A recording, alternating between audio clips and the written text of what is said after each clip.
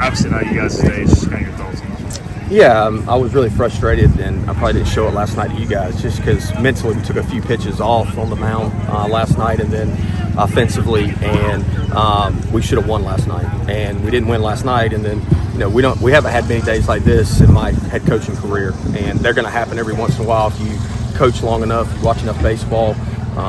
They got infield singles, and then when we made a mistake, they hit it out of the ballpark. So we knew going in they were a really good offensive team, and obviously it's offensive conditions this weekend with the wind blowing out. And man, when we made a mistake, they made us pay for it.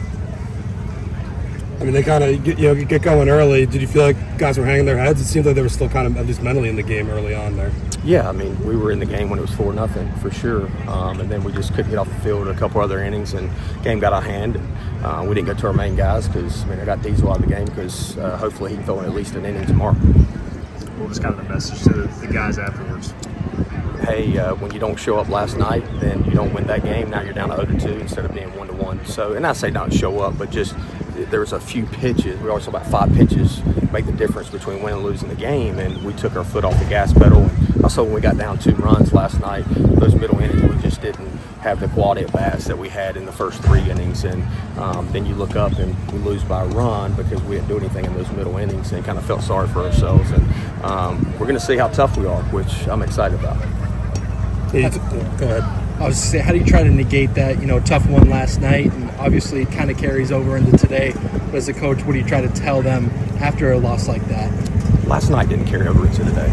It didn't. I mean, they let off the first inning with a push bump. We didn't defend it well.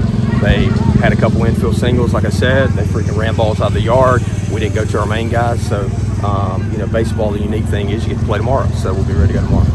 You said you obviously challenged them Tuesday when you went to Wilmington and they responded. How hopeful are you they can kind of do the same in tomorrow's game? I'm hopeful. This team has been tested. We've played a tough schedule, so we'll be ready to go tomorrow.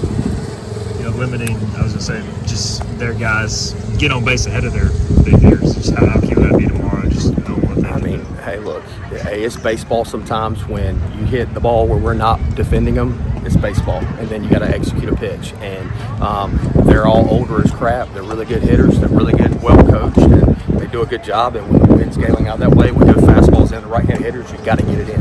If you don't, then they stay inside of it. And they shoot it out to the jet stream.